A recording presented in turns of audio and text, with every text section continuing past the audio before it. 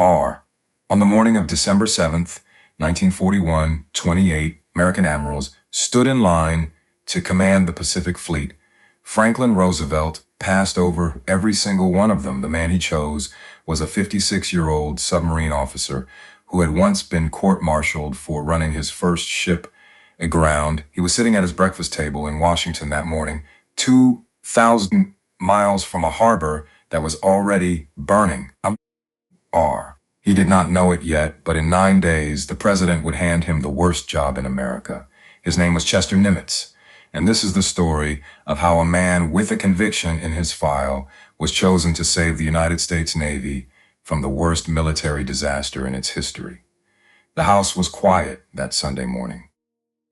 It stood on a residential street not far from the Naval Observatory in Washington, the kind of neighborhood where senior officers of the United States Navy lived their quiet lives between assignments. The trees along the street were bare. The December sun was thin. A man in shirt sleeves sat at a small breakfast table near the kitchen window. He was 56 years old, Rear Admiral, 2 stars. His hair had gone silver at the temples years ago, and his eyes, blue and level, carried the tired patience of a man who had spent 40 years signing papers other men would never read. Across the table sat his wife, Catherine. They had been married since 1913, 28 years. She poured him coffee from a heavy silver pot, and neither of them spoke because on Sunday mornings, they did not need to.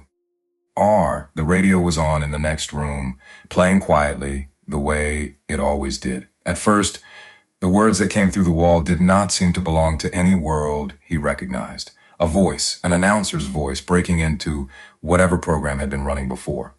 Something about Hawaii, something about aircraft. The words came in fragments, disconnected, as if the man reading them was reading them for the first time himself. Nimitz set the coffee cup down. He did not move. Catherine looked at it. She said his name once, quietly. He did not answer. He was listening to the wall. The announcer was saying that the naval base at Pearl Harbor had been attacked, that the attack was still ongoing, that there were casualties, though no numbers yet, that the president would address the nation. Nimitz stood up slowly. He walked into the sitting room without a word. He stopped in front of the radio and stood there in his stocking feet, in his white shirt, with his hands hanging at his sides. He did not sit. He did not turn up the volume. He listened. 4,000 miles to the west, the water was on fire. At 7:55 that morning, the first wave of 353 Japanese aircraft had come down out of the clouds above Oahu. Torpedo bombers first, low over the water, so low the pilots could see the faces of American sailors on the decks looking up. At 7:56, the first torpedo struck the USS Oklahoma, then another. Then more, in rapid succession, at least 5 in the first minutes, and more after that. The Oklahoma was a battleship of 30,000 tons, and she rolled onto her side like a wounded animal, slow at first, then faster, then all at once. 429 men went down with her into the black oil and the dark water. Some were trapped in air pockets for days, rescuers with tapping through the hull for a long time after the tapping should have stopped. 200 yards across the harbor, on Battleship Row, the USS Arizona took a single armor-piercing bomb. It fell from 10,000 feet. It punched through the wooden deck, punched through the steel decks below, and it found her forward magazine. The explosion lifted the front of the ship out of the water. 1,177 men died in less than 9 seconds. Most of them never knew what hit them. The fireball rose hundreds of feet into the Hawaiian sky, and burning fuel oil poured out across the harbor, and the men who had been thrown clear by the blast tried to swim through fire, and many of them did not make it. By 9 o'clock in the morning, it was over. 4 battleships lay on the bottom of the harbor. A 5th was beached and burning. 3 more were crippled. 188 American aircraft had been destroyed before they ever left the ground. 2,403 Americans were dead. The most powerful naval base in the Pacific had ceased to exist as a fighting force in less than 2 hours.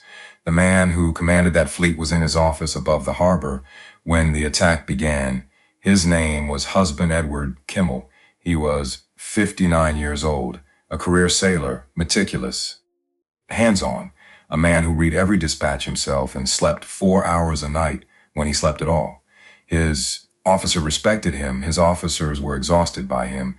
Kimmel watched his fleet die through the window of his office. There is a moment in the historical record that is very quiet. A stray .50 caliber bullet, spent at the end of its long arc, crashed through the glass of his office window and struck Admiral Kimmel in the chest. It did not have the velocity left to kill him. It bounced off. It left a dark bruise on the white cotton of his uniform. Kimmel bent down. He picked the bullet up off the floor of his office. He turned it over once in the palm of his hand.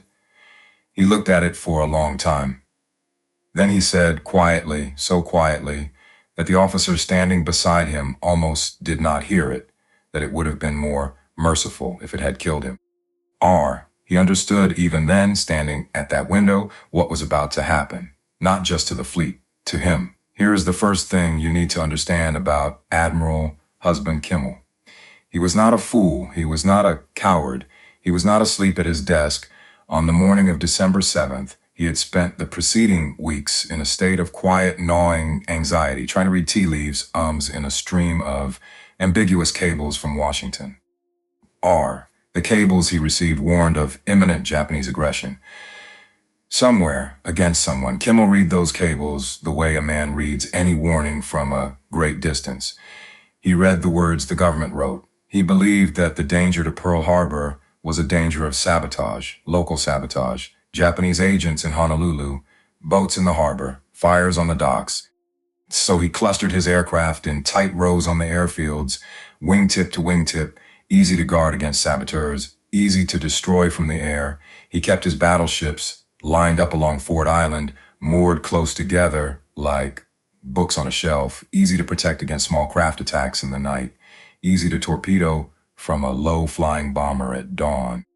He did not order the long-range air patrols north of Oahu because the aircraft available to him were exhausted from months of exercises, and the men were exhausted with them. And every decision a commander makes, a decision he makes with the resources he has and the intelligence he trusts. Kimmel made decisions. The decisions were wrong. The price was paid by other men. 10 days later, on December 17th, Admiral Kimmel was stripped of his command. He was reverted to his permanent rank of Rear Admiral.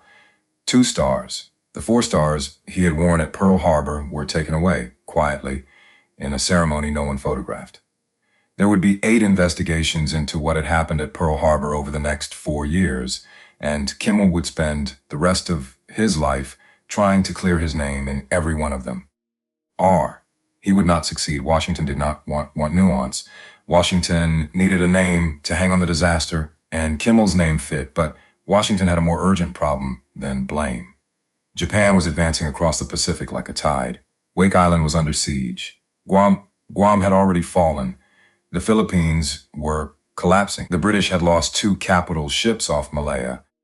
The United States had just lost the Pacific Fleet, and the most important military command in America had no permanent lead. Someone had to be found. Into the vacuum stepped Vice Admiral William Satterley Pye, 61 years old. A steady officer, a competent officer, a man whose career had been built on caution and correct paperwork. He took temporary command of the ruined fleet. His first major decision would define him.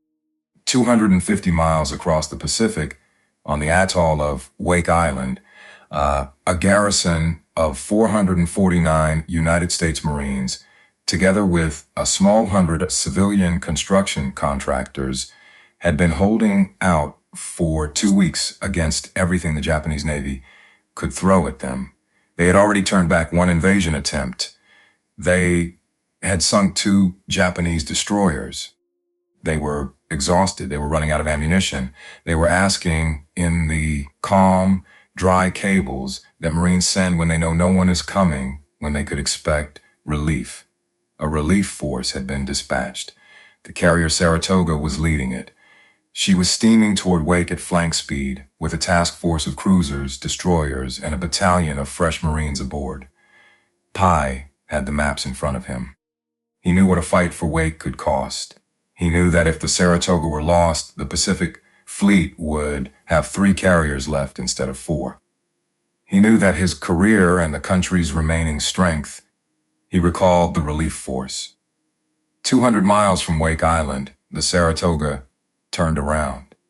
Wake Island fell to the Japanese on December 23rd.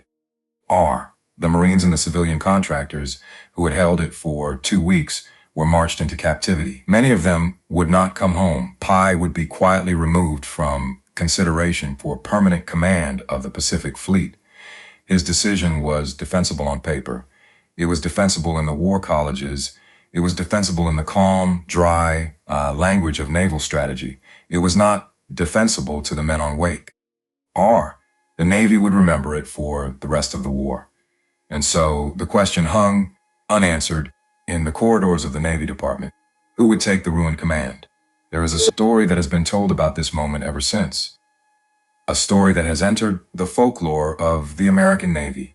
The story is that every senior admiral in the United States fleet refused the job. That the command of the Pacific Fleet had become a poisoned chalice, a graveyard for careers, and that no man in uniform would touch it.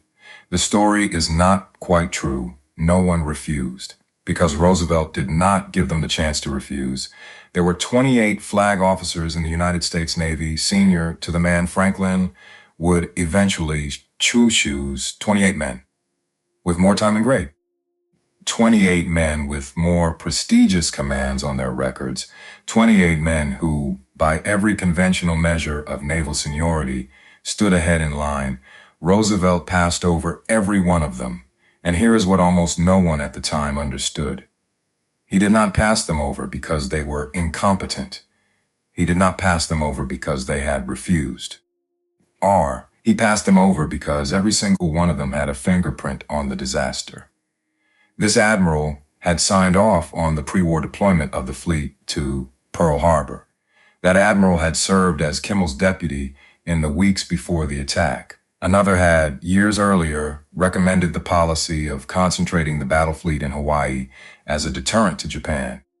Another had approved the war plans that assumed a Japanese attack would come first against the Philippines, not against Hawaii. Every senior name on the list of possible commanders carried somewhere in the record a decision that had contributed to what happened on the morning of December 7th.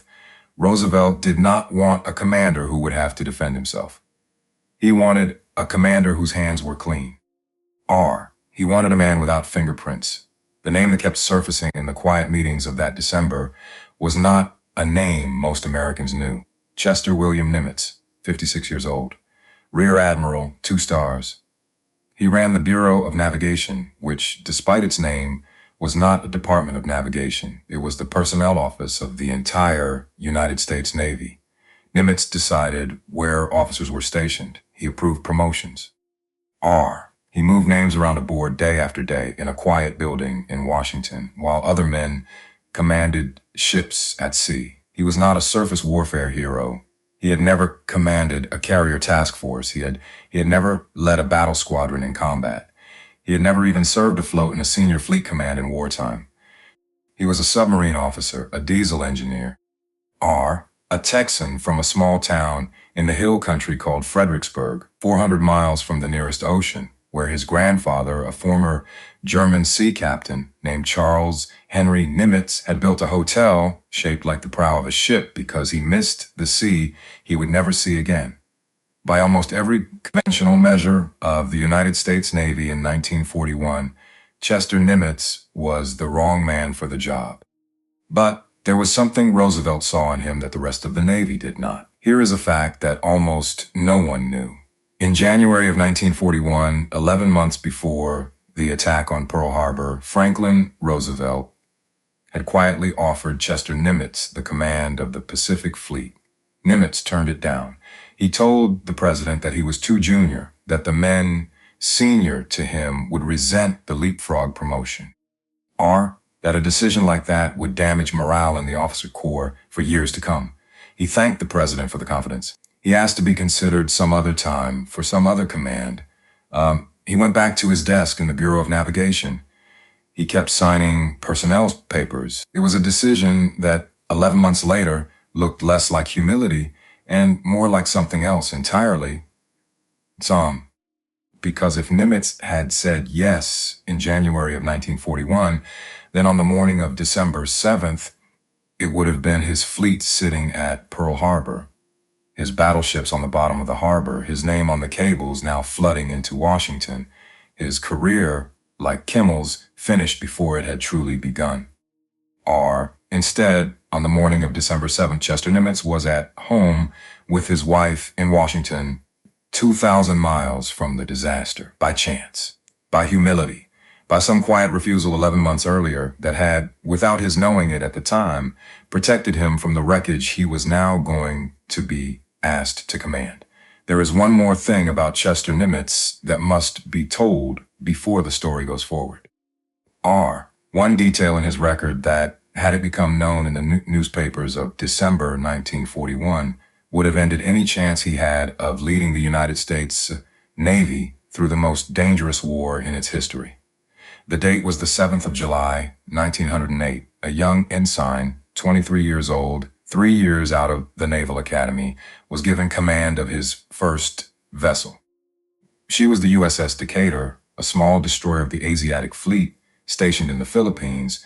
It was his first command. He had never commanded a ship before. 2 months into that command, on a warm July night in the harbor of Batangas in the Philippine Islands, the young ensign ran the Decatur aground on a mudbank.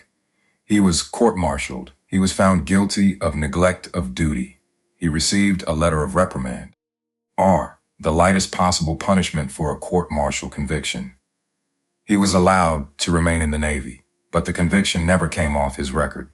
33 years later, as his name began to circulate in Washington as the possible new commander of the entire Pacific Fleet, that conviction was still there, buried in the personnel files of the Bureau of Navigation. In the quiet building where Rear Admiral Chester Nimitz signed papers every morning and went home to his wife every night. The man being asked to save the Navy had once been the man the Navy almost threw away. The war was 9 days old. The country was still counting the dead.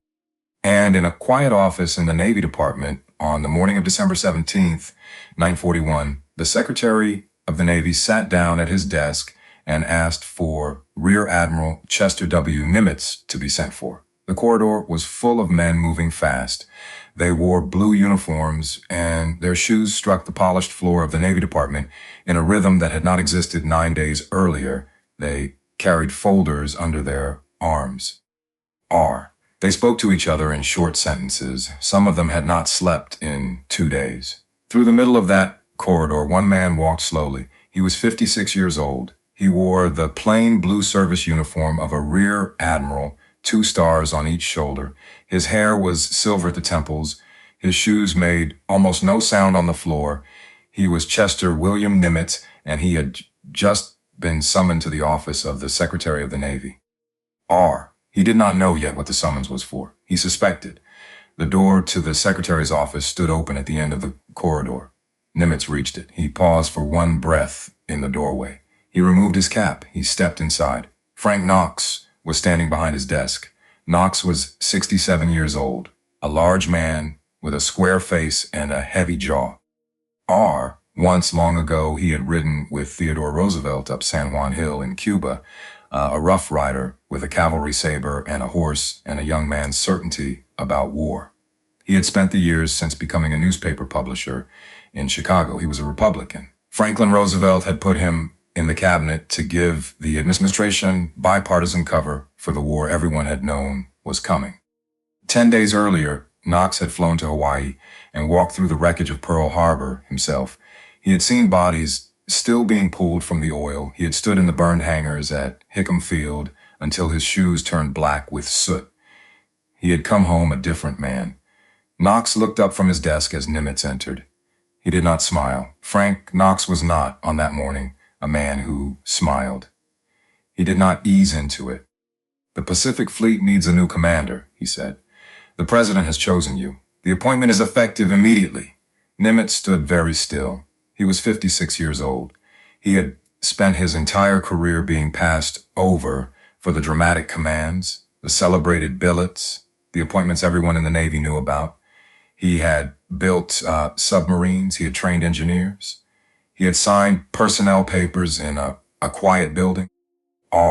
He had turned down this exact job 11 months earlier because he had believed himself unready. Now there was no one else. He looked at Knox for a long moment. He asked one question. He asked when he should leave. The train pulled out of Union Station at 5 o'clock in the afternoon on December 19, 1941. Chester Nimitz was not wearing a uniform. The president had ordered him to travel in civilian clothes. The country was still in shock.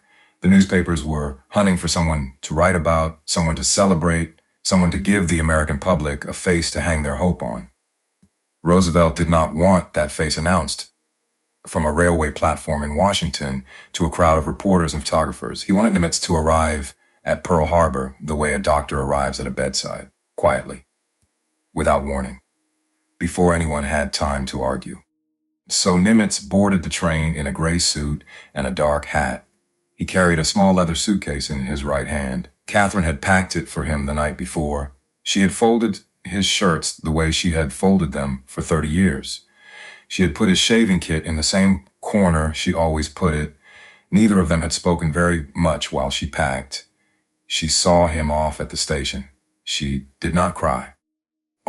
They had been married for 28 years, and they had lived through separations before, and she understood, in the way that Navy wives have always understood, what this one was. She kissed him once. She stepped back. He touched the brim of his hat. The train moved. She stood on the platform until she could no longer see it, and then she went home. 4 days the journey by rail would take.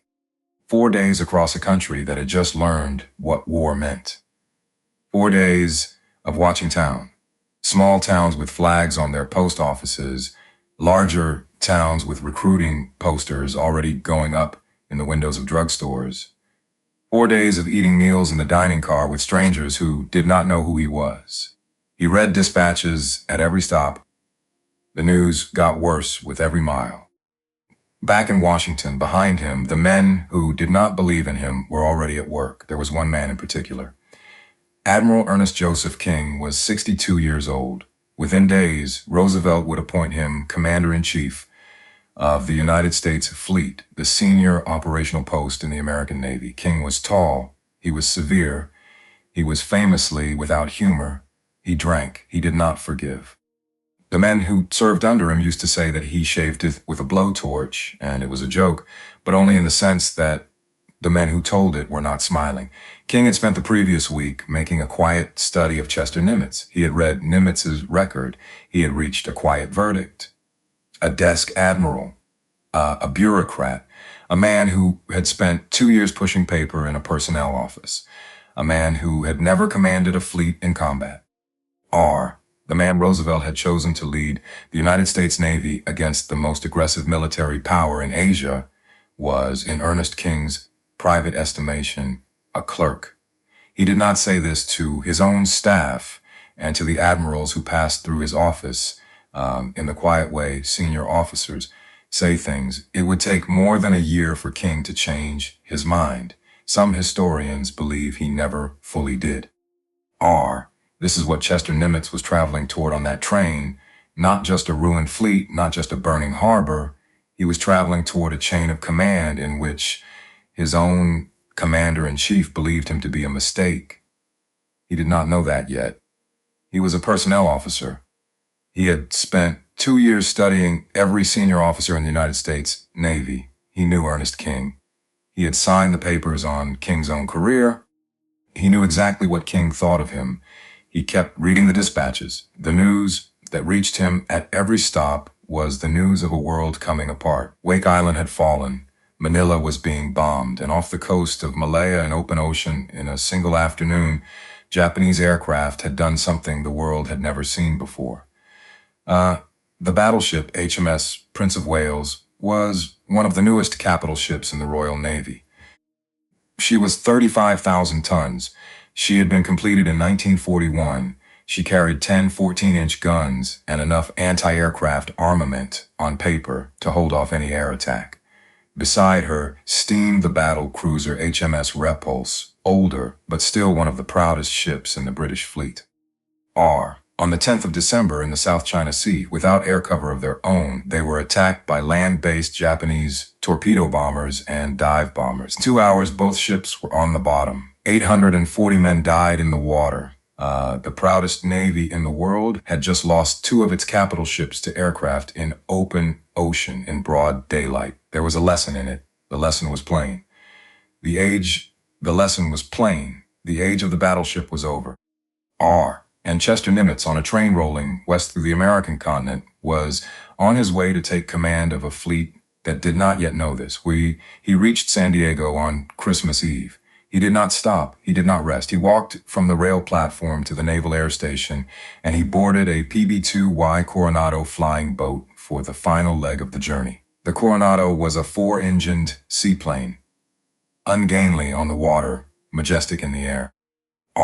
She lifted off into the darkness of the Pacific just after midnight and turned west into the wind toward Hawaii. Nimitz slept in a canvas seat. He did not sleep well. He arrived at 7 o'clock in the morning on Christmas Day, 1941. The flying boat set down in the waters of Pearl Harbor at a landing lane that had been cleared of debris the day before. Nimitz stepped out onto a pontoon dock that was still slick with fuel oil. He was still wearing his civilian suit, the gray suit and the dark hat, the small leather suitcase in his right hand. Under his arm, a folder of orders bearing the signature of the President of the United States. He looked up, and he saw it. The harbor was a graveyard. The masts of sunken battleships stuck out of the water at angles that no naval architect had ever drawn. The hull of the Oklahoma, capsized, floated upside down in the shallows like the body of a dead whale. The Arizona was simply gone, her upper works crushed down into a black wound in the water where 1,000 men still lay. The oil on the surface was 3 inches thick. It caught the morning light and threw it back in colors that did not exist in nature. 18 days had passed since the attack. The harbor was still on fire in places. Every time the wind shifted, the smell rolled in across the dock. Fuel oil, burnt steel, and under it something else, something an old sailor would recognize and try never to name. Chester Nimitz stood on the pontoon and he looked at it, and he did not speak for a long time. A car was waiting. A young lieutenant stood beside the open door. He had not slept in 2 days. He was not entirely certain whether to salute a rear admiral who was wearing a civilian suit. He compromised by standing very straight. Nimitz took off his hat. He got into the back seat. The lieutenant closed the door. He walked around to the driver's side. He started the engine. The car moved, and Nimitz sat in the back and looked out the window at what the United States had lost. Here is what the country did not yet understand about Chester Nimitz. The photographs that were being taken that week, the newsreels that would be shown in movie theaters across America in January, the front page pictures in the newspapers of Chicago and New York and Los Angeles, all of them showed the same thing. They showed the broken battleships. They showed the fire and the wreckage. They showed the country again and again what had been lost at Pearl Harbor. Chester Nimitz, alone in the back seat of that staff car on Christmas morning, was one of the only men in America looking at what had not been lost. Because there was another story in that harbor, a story that had not yet been told. Above the harbor, on a low rise a quarter mile from Battleship Row, stood the fuel tank farm, 4.5 million barrels of oil. Enough fuel to run the entire United States Pacific Fleet for a year and a half.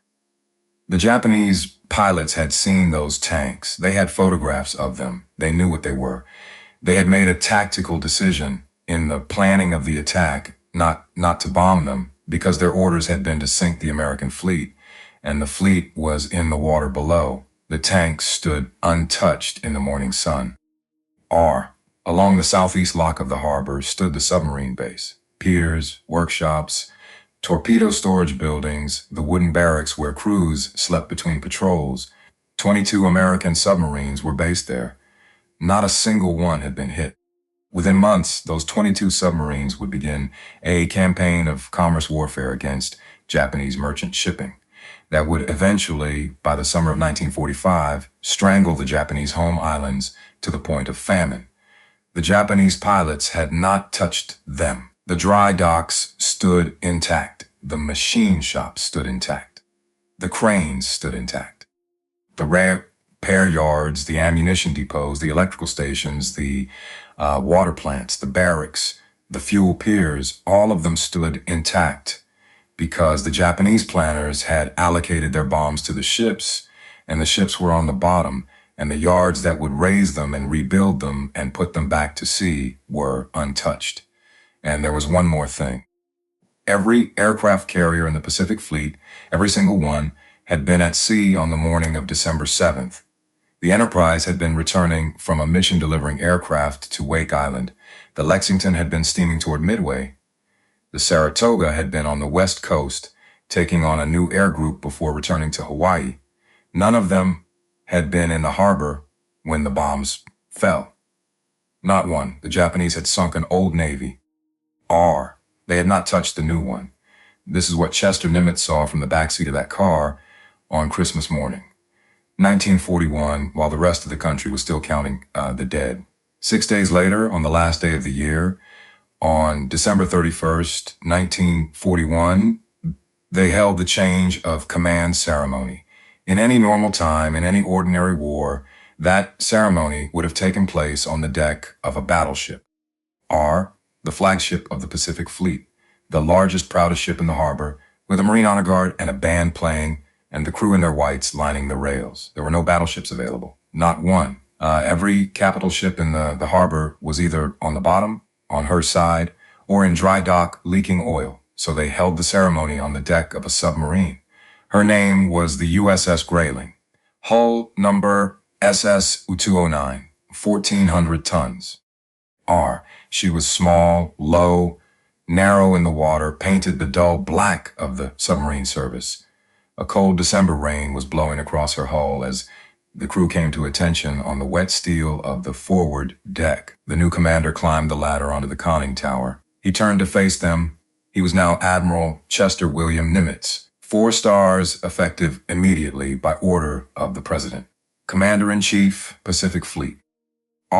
He read his orders aloud. He read them in a flat, quiet voice, the way he read everything, without embellishment, without emphasis, without the kind of rhetorical flourishes that men use when they want to be remembered. He did not give a speech. He did not promise vengeance. He did not tell the crew of the Grayling that they would fight their way back to Tokyo Bay. He saluted the men. He climbed down. The ceremony was over in 7 minutes. A submarine officer taking command of a battleship navy from the deck of a submarine, because the battleships were at the bottom of the harbor. It would become one of the most quietly devastating photographs of the entire Pacific War. His first command decision, made within hours of taking the colors, would shock Washington. The staff officers who had served under Kimmel were still at their desks at Pearl Harbor. They had not been sent home. They had not been relieved. They had spent the past 3 weeks in a kind of professional purgatory, expecting at any moment the order that would send them off the island in disgrace. 2 of them, in particular, had already packed their bags. The first was Captain Edwin Layton. He was 38 years old, the Pacific Fleet intelligence officer. He was a Japanese linguist. He had served for nearly 2 years as assistant naval attaché in Tokyo before the war. He knew, in the marrow of him, that the fleet had been destroyed on his watch, and that the country was going to want someone to pay, and that he was near the top of the list. The second was Captain Charles McMorris. He was 51 years old. The Fleet War Plans officer. Everyone in the Navy called him SOC. Short for Socrates, because of the way he argued through any problem out loud in long, careful sentences, testing every angle before he committed himself to an answer. He had helped draft the war plans that were now, hour by hour, being proven inadequate to the actual war. They both expected to be relieved. They were wrong. On the morning of January 1st, 1942, Admiral Nimitz called them into his office. He was polite. He was quiet. He was the same man he had been on the deck of the submarine. He told them, in plain words, that any officer who wanted a transfer would have his full support and a letter of recommendation to any billet in the Navy. He said this in a voice that made clear it was an offer, not a threat. Then he said something else. He said he hoped that none of them would leave. He said they knew the theater, they knew the enemy. They knew the sea lanes and the weather patterns and the peculiar geography of Japanese strategy in a way that no officer Washington could send out from the East Coast could possibly know. They had learned things over the past 3 weeks that were painful and terrible and irreplaceable. He needed them. Every single one of them stayed. Nimitz explained his reasoning to no one publicly and to almost no one privately. But those who worked closely with him in the months to come came to understand it. He believed a man who had already lived through a catastrophe knew things a man who had not could never learn. He wanted men who knew the price. In Washington, when the news reached Frank Knox, the Secretary of the Navy is said to have set down his pen and stared at the wall for a long moment. The country was screaming for blood. Nimitz had just refused to provide any. It was a decision that, if it went wrong, would destroy him. If Leighton missed the next warning, if McMorris drafted plans that failed at sea, the newspapers would remember whose staff they had been, and the story would write itself. Nimitz had kept the men who lost Pearl Harbor. But if it went right, if these men were what he believed them to be, they would become the most experienced Pacific Fleet staff in the American Navy. They would know things it would take a stranger a year to learn. Nimitz was betting on the year. He did not have the year. The men who had almost been fired now reported to a commander who had chosen them. Edwin Leighton would become, in the months to come, one of the most important intelligence officers in American military history. Charles McMorris would plan every major fleet operation in the Pacific for the next 2 years. And they would do something else. Something Nimitz needed more than anything. They would take him down a stairwell into the basement was in the headquarters building of the 14th Naval District at Pearl Harbor. It had no windows. The fluorescent lights buzzed day and night. The air smelled of cigarette smoke and stale coffee and unwashed bodies, because the men who worked there did not leave often enough to bathe and did not consider bathing to be more important than the work. This was Station Hypo, the Combat Intelligence Unit, the Code Breakers. The man who ran it was Commander Joseph John Rochefort. He was 41 years old. He was one of the strangest officers in the United States Navy. He worked in a red velvet smoking jacket that he had bought years earlier at a going-out-of-business sale in San Francisco, and he wore it over his uniform shirt because the basement was cold and the jacket was warm, and he did not care what anyone thought. He wore carpet slippers because his feet hurt and his shoes were too tight to work in for 18 hours at a stretch. He had not seen the sun in 3 weeks, who kept a card index of every Japanese radio call sign his unit had ever intercepted, going back 5 years, and he could quote any of them from memory. He spoke Japanese. He drank coffee until his hands shook. He had once forgotten to go home for 4 days. He was working in that basement on a problem the Imperial Japanese Navy believed to be unsolvable. A 5-digit super encipherment cipher known in the American service as JN-25. It was one of the most secure operational codes in the world. His team had cracked about 15% of it. 15% in the hands of Joseph Rochefort was enough. Nimitz came down into the basement to meet him in early January. The new 4-star admiral in a fresh khaki uniform descended a stairwell into a smoke-filled room of men in bathrobes and slippers and rumpled shirts. He did not blink. He did not comment on the jacket. He walked across the concrete floor. He shook Rochefort's hand. He said simply that he had heard good things. He stayed for an hour. He listened, and what Nimitz decided in that hour would determine the course of the Pacific War. R. He decided to believe Joseph Rochefort. That sounds like nothing. It is everything. Because 3,000 miles to the east, in a windowless office in Washington, there was another Navy code-breaking unit. Its designation was OP-20G. It was run by Commander John Redman and his older brother, Captain Joseph Redman. The Redman brothers were well connected. They had the ear of Admiral King. Or they believed their analysis of Japanese intentions was superior to Rochefort's, in part because Rochefort outranked neither of them and refused to defer to either of them. The war between Washington and Pearl Harbor over what the Japanese were about to do would become the bitterest intelligence dispute of the Pacific War. Nimitz picked a side within 1 hour of meeting the man. He picked the man in the basement. He picked the man in the red velvet jacket and the carpet slippers. In Washington, they wore polished shoes. In the basement at Pearl Harbor, they wore carpet slippers. One of these rooms was about to win the war. For 4 months, that bet did not look like a bet worth taking, because for 4 months, the Japanese swept across the Southwest Pacific like a monsoon. The Dutch East Indies fell. Singapore fell. 62,000 British soldiers marched into captivity. It was the worst military defeat in British history.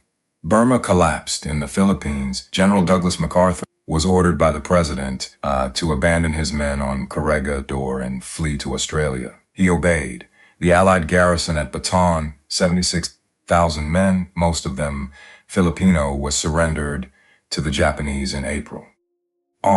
They were marched 65 miles north to prison camps in what would become known as the Bataan Death March. Thousands died along the road. Nimitz was fighting a holding action with 3 carriers. He sent them out on raids. The Marshalls, the Gilberts, Wake Island, Marcus Island, small hit-and-run strikes that accomplished almost nothing tactically. He knew this. He knew, better than anyone, that he did not have the strength to fight a decisive battle. The raids were for something else. The raids were for the American people. The raids were to remind a country that had just lost the Philippines and Wake and Guam and Singapore and Java that the Pacific Fleet still existed, that there were still American aircraft flying off American carriers striking Chinese targets, that the war was not already lost. He was buying time. Time was the only weapon he had. And then in the middle of April, 16 medium bombers took off from the deck of a carrier. The carrier was the USS Hornet. The bombers were B-25s. They were Army aircraft. They were not designed to fly off carriers. They had never flown off carriers before.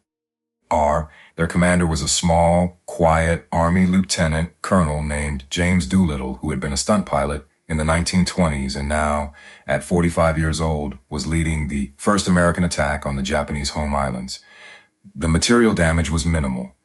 The bombers dropped their loads on Tokyo and 3 other cities. They flew on toward China. Most of them crashed.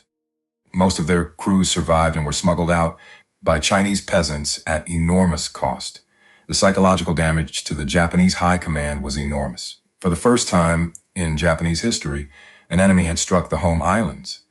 The man who had planned the attack on Pearl Harbor, Admiral Isoroku Yamamoto, made a decision. Yamamoto was 57 years old.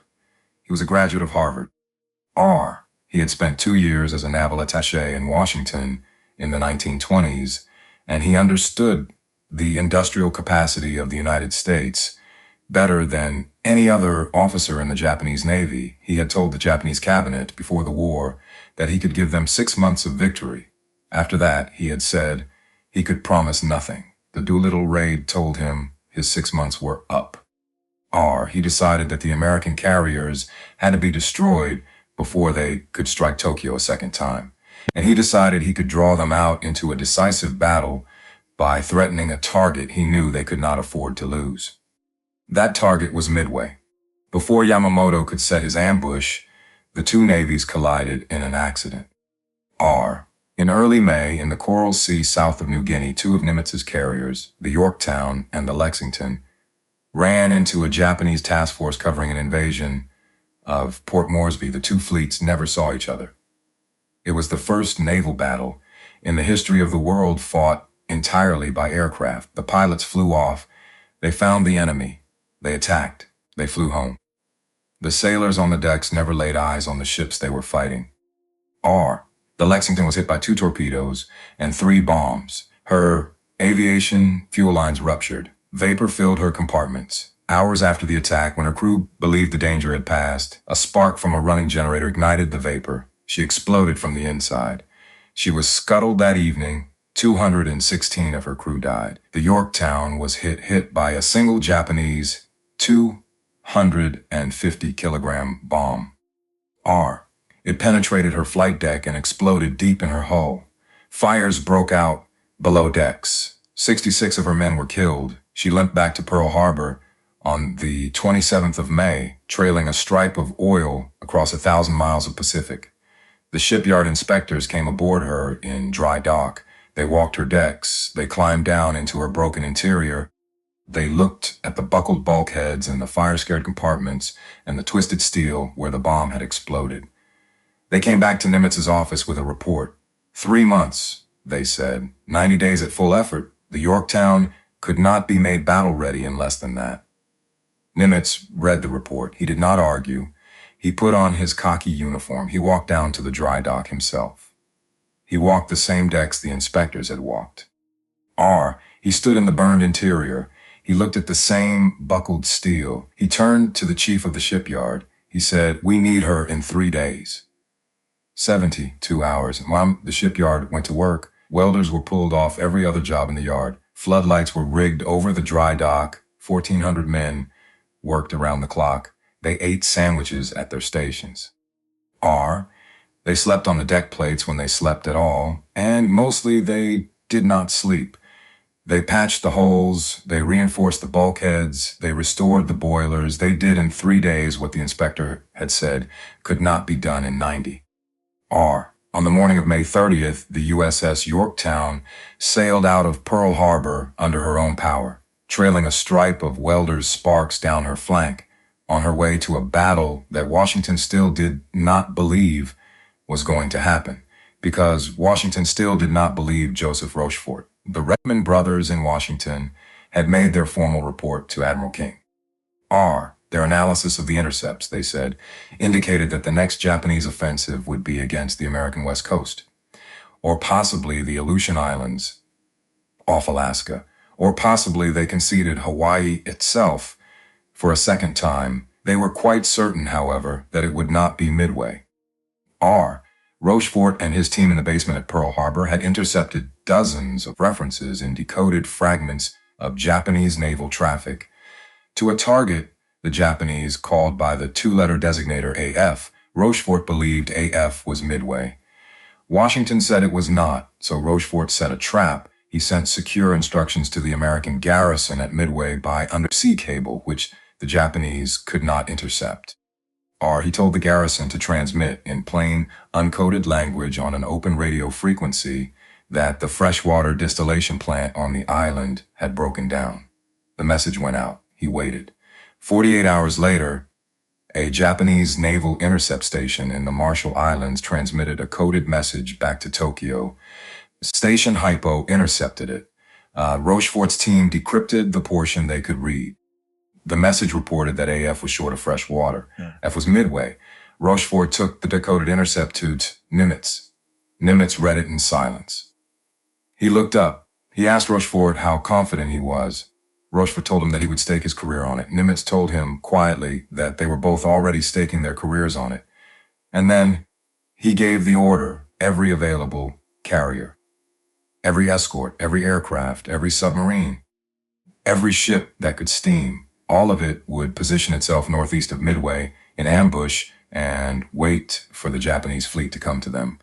There was one problem. The man who was supposed to command the carrier task force was Vice Admiral William Halsey. He was 59 years old, the most aggressive carrier officer in the United States Navy.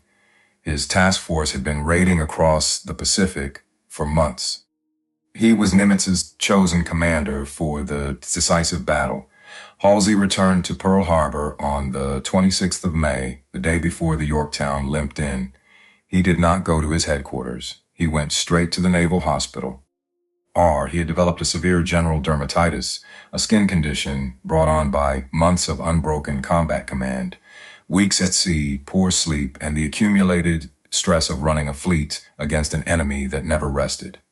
His skin was covered in welts. He could not sleep. He could not eat. He could barely stand upright in his own uniform. The doctors ordered him to bed for at least a month. He would not fight at Midway. He would not command the battle Nimitz had bet everything on. In the hospital, in great pain, Halsey asked for Nimitz to come and see him. When Nimitz arrived at the bedside, Halsey said, through cracked lips, "Take Spruance," he said it once. He said it clearly. Rear Admiral Raymond Ames Spruance was 55 years old. He commanded Halsey's cruiser screen. He had never commanded an aircraft carrier in his life. R. He had never run a carrier air group. He was a surface warfare officer. Quiet, thin, intellectually cold, the exact opposite of Halsey in every visible way. He was the man Halsey, from a hospital bed covered in welts, trusted with the most important naval engagement of the war. Nimitz agreed on the spot. R. In the days that followed, as the Pacific Fleet steamed toward its rendezvous point, northeast of Midway, 3 men carried the weight of the United States Navy on their shoulders. Chester Nimitz, who had bet his career on a codebreaker in a basement. Joseph Rochefort, who had bet his career on the difference between 2 letters in a Japanese codebook. R. And Raymond Spruance, who had bet his career on a job he had never done before, given to him by a friend in a hospital gown. Yamamoto's fleet was already at sea. He had 4 fleet carriers, 7 battleships, 248 aircraft, 20,000 men. He believed the Americans had, at most, 2 carriers operational in the entire Pacific. He was wrong, because Chester Nimitz had 3. Some of the young men who would fly off the decks of those 3 carriers the next morning were 19 years old. 20, 21. They had grown up during the Depression. They had worked their fathers' farms in Iowa and Kansas and Ohio and Pennsylvania. They had never been more than 100 miles from home before the Navy sent them to Hawaii. R. In the morning, they would take off from a wooden deck in the middle of the Pacific, and many of them would not come back. The night before the battle was very quiet. The American carriers steamed in formation under a starless sky 200 miles northeast of Midway. The crews had been told what was coming. They had been told the Japanese had 4 carriers and the Americans had 3. R. They had been told that everything that had been done and everything that could be done depended on the next 48 hours in his cabin aboard the USS Enterprise. Raymond Spruance slept 4 hours. The man who was supposed to be in that cabin was in a hospital bed in Hawaii, covered in welts, unable to sleep. The man who had put Spruance in that cabin was at his headquarters at Pearl Harbor, 3,000 miles away. R. He was waiting for word dawn was coming. Dawn came at 4 o'clock in the morning on the 4th of June, 1942. Raymond Spruance woke in the cabin of the USS Enterprise. He had slept 4 hours, the kind for Sasku. He was 55 years old. He was a thin man, quiet, careful in his movements, the kind of officer who did not raise his voice because he had never needed to. He put on his uniform in the small mirror above the sink. He looked at himself in it for one long moment. He was about to command a battle he had never trained for. He walked out onto the flag bridge in the darkness before dawn. The wind was cold and steady out of the northeast. The Pacific was black and moving. Somewhere out there, 200 miles to the southwest, Yamamoto's 4 carriers were coming. Somewhere out there, the American search planes were already in the air. At 5:34 in the morning, a PBY Catalina flying boat on patrol northwest of Midway broke radio silence. 2 words came through the headphones. Many planes. A second message followed, minutes later in the same flat voice. 2 carriers. Then a third, course 135. Yamamoto's fleet had been found. Spruance stood on the flag bridge and read the messages as they came in. He did not speak for a long time. Then he turned to his chief of staff. He gave the order, launch everything. Every torpedo bomber the Enterprise could put in the air, every dive bomber, every fighter. The Hornet, 40 miles to the west, would launch alongside her. The Yorktown, 80 miles north, would hold her aircraft in reserve for a second wave because the shipyard at Pearl had patched her together in 72 hours, and no one, not even the men who had welded her back together, entirely trusted her. At 6:30 in the morning, the Japanese strike hit the island of Midway. The Marine garrison defended the runway with anti-aircraft fire. The American fighter pilots, flying no business, being in a war with Japanese Zeros, went up to meet the incoming bombers. 25 Marine fighters took off, 15 were shot down. Only a handful of the survivors would ever fly again. The Japanese carriers, having struck the island, began to recover their aircraft to prepare a second strike. This was the moment. This was the window. The Japanese decks were about to be crowded with returning bombers, refueling hoses, loose ordnance, and men working as fast as they could to turn the strike aircraft around. The American torpedo bombers were already on their way. The first American squadron to find the Japanese fleet was Torpedo Squadron 8, 15 TBD Devastators flying off the USS Hornet. The Devastator was an aircraft that should not have been at Midway. It had first flown in 1935. It was slow. It was lightly armed. Its torpedoes were unreliable, and everyone in the Navy knew it, though no one in Washington would say it out loud. The squadron's commander was Lieutenant Commander John Waldron. He was 42 years old. He was part Lakota Sioux on his mother's side.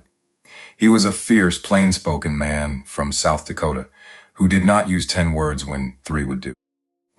The night before the battle, Waldron had gathered his pilots in the ready room aboard the Hornet.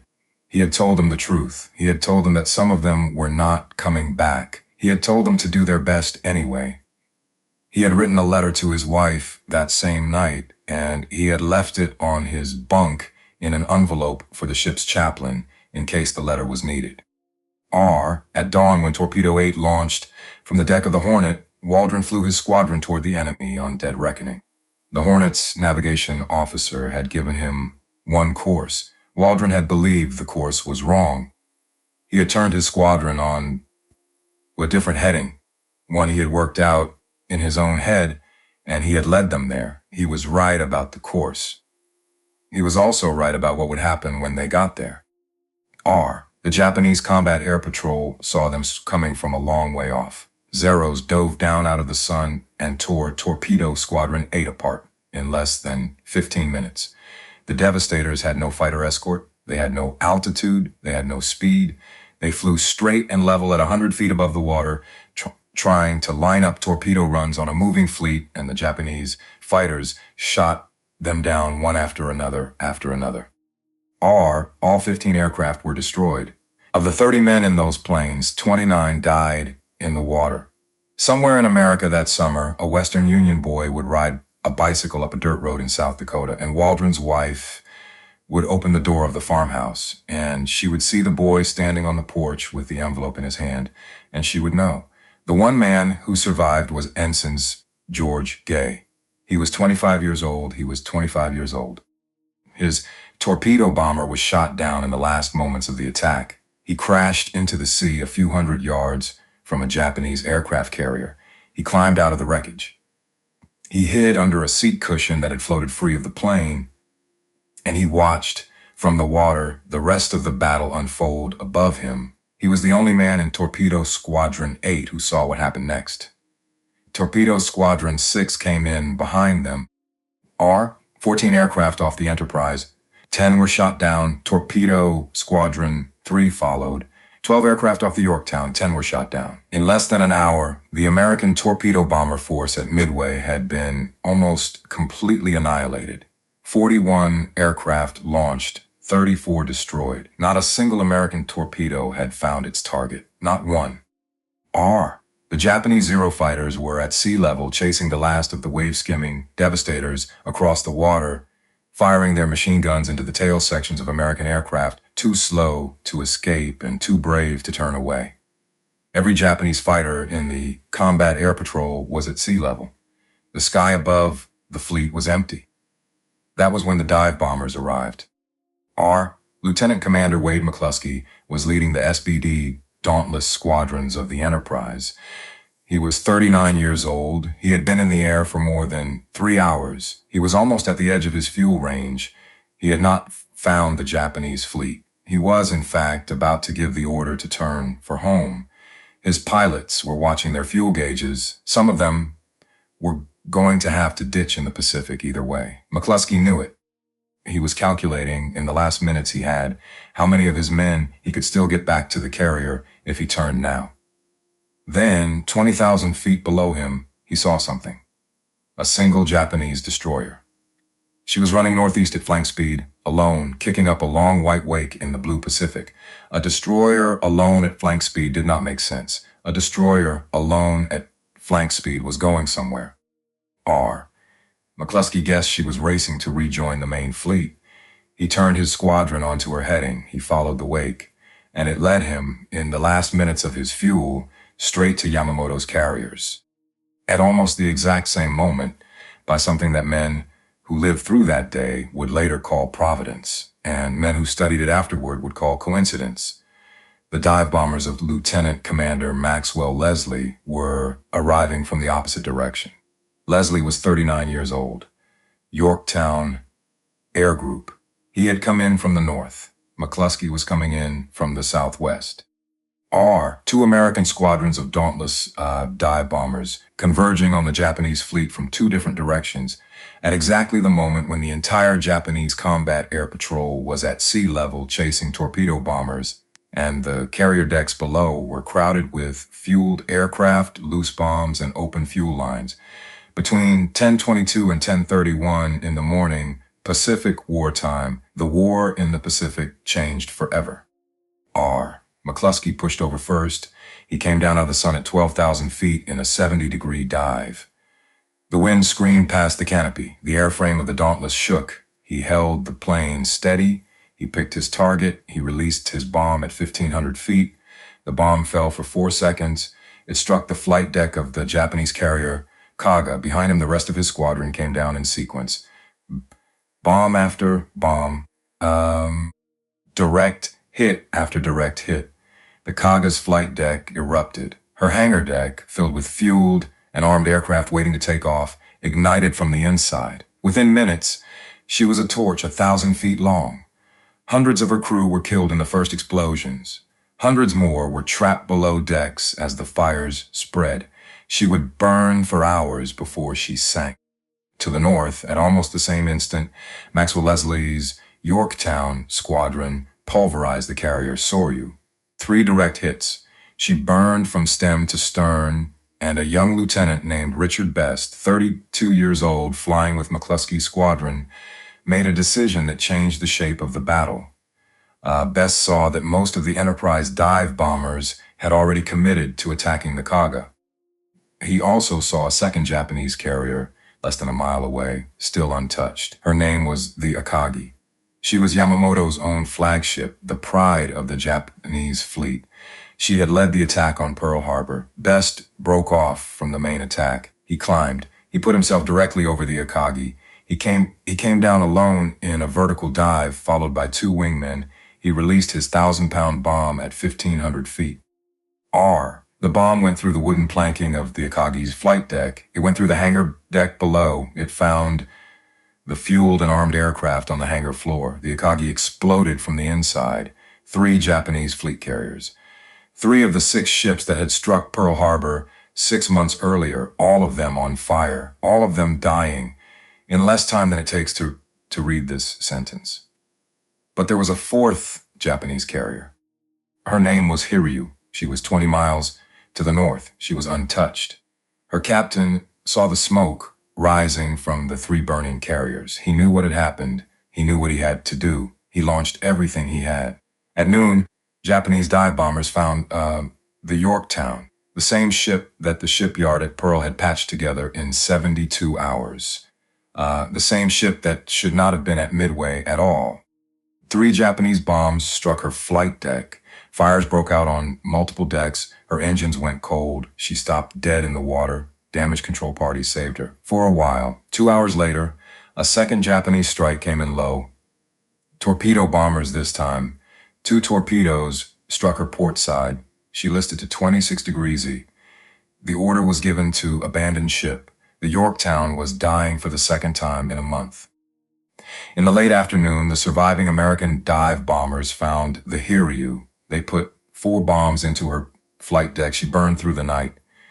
At dawn the next morning, her own crew set the scuttling charges, opened her sea valves, and she went to the bottom of the Pacific with her flag still flying. 4 heavy cruiser Makumas, the heavy cruiser Makuma, 248 aircraft.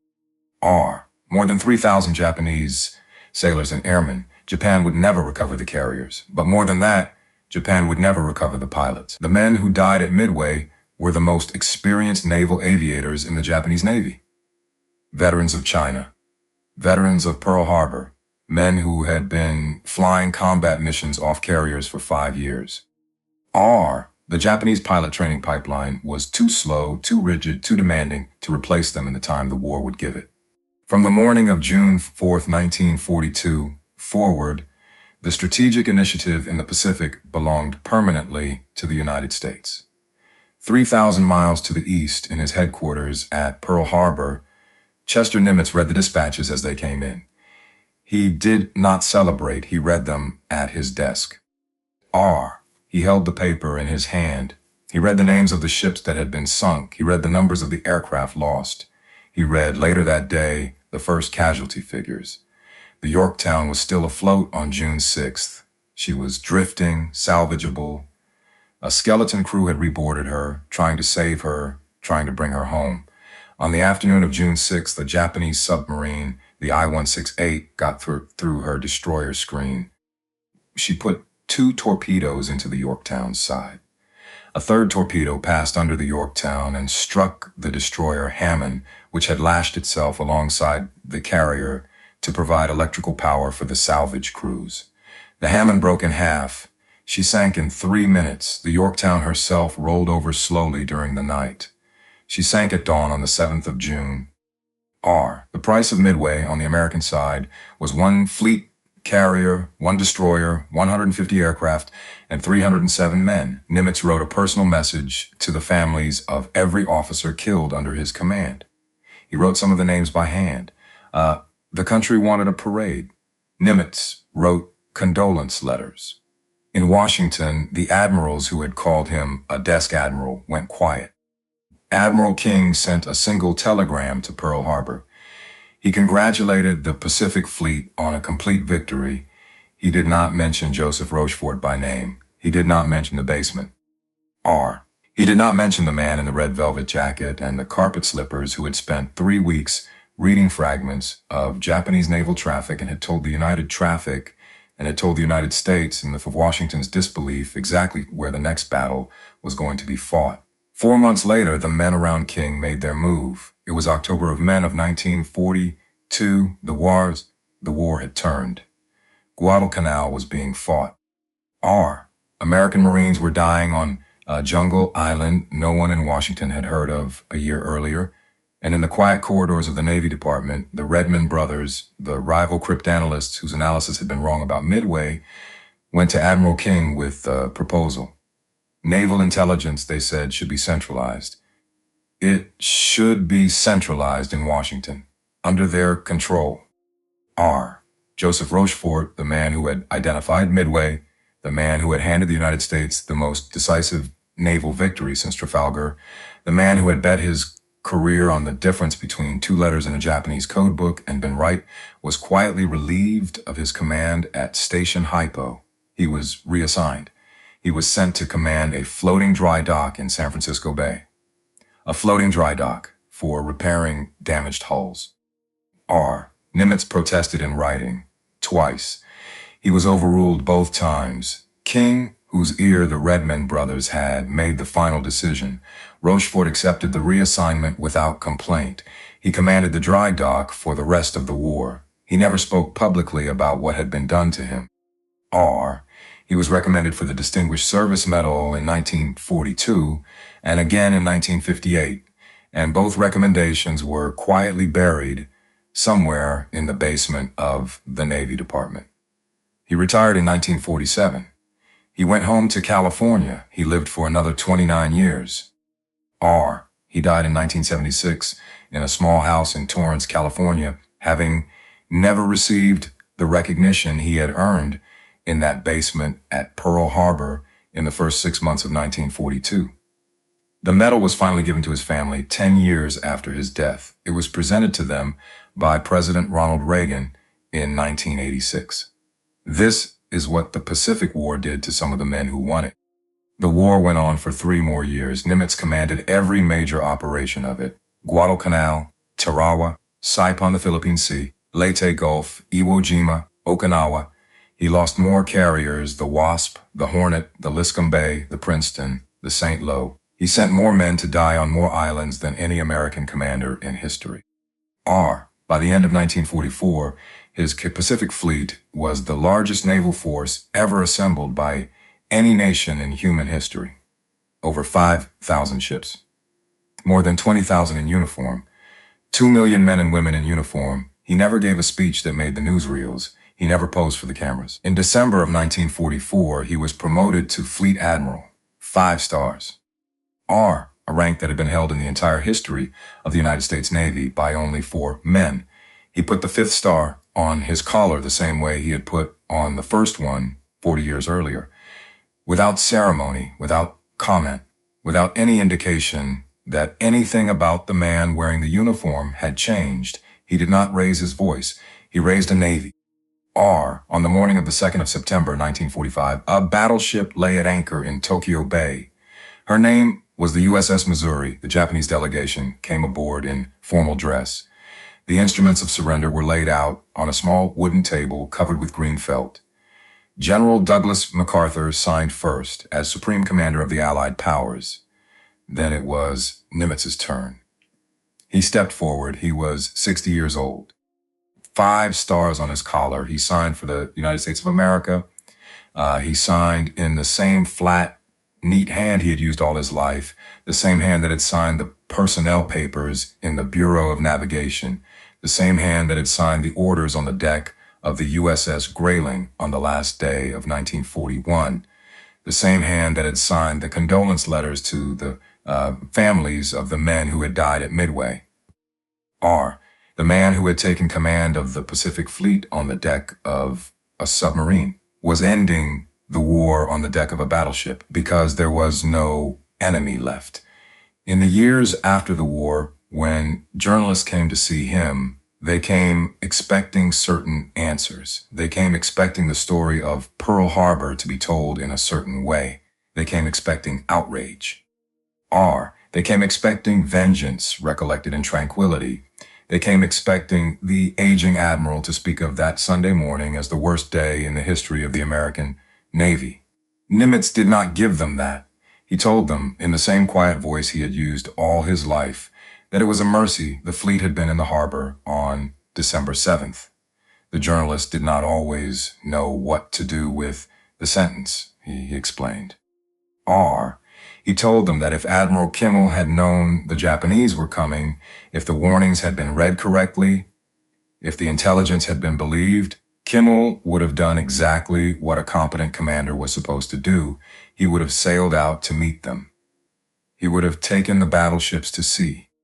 And in open water, the American battleships, slower than the Japanese carriers, without air cover of their own, against an enemy that had just proved off Malaya what aircraft could do to a battleship in deep water, would have been found and sunk. They would have been sunk in 2,000 fathoms. The crews, tens of thousands of men, would have drowned. Instead, at Pearl Harbor, the water had been shallow. The men had been rescued. 2,403 had died, which was a terrible number. And each of those numbers was a name. And every one of those names had a family. And Chester Nimitz understood this better than anyone. But 6 of the 8 battleships sunk on the morning of December 7th were eventually raised from the harbor floor, repaired, returned to service. They sailed again. Some of them fought in the Pacific in 1944 and 1945, and some of them, on the morning of the 2nd of September, 1945, were anchored in Tokyo Bay for the surrender. The disaster that had ended one Navy had created the conditions for the Navy that won the war. Chester Nimitz, the submarine officer who had taken command of a battleship navy from the deck of a submarine, saw this clearly. Whether anyone else could have seen it on Christmas morning of 1941, standing alone on a dock in a civilian suit while the harbor still burned around him, is a question the historical record does not answer. The photographs from that morning show what everyone else saw. They show the broken battleships. They show the oil on the water. They show the wreckage. They do not show what Chester Nimitz was looking at. He was looking at the fuel tanks that still stood on the ridge above the harbor. He was looking at the submarine base that had not been touched. He was looking at the dry docks and the machine shops and the cranes that would raise the battleships back up out of the water in the months to come. He was looking at the empty sea in the west and thinking about 3 aircraft carriers that had not been in the harbor that morning. He was looking at what remained. He was 56 years old. He was a Texan from a small town 400 miles from the ocean. He had a court-martial in his record and a commander-in-chief in Washington who thought he was a clerk.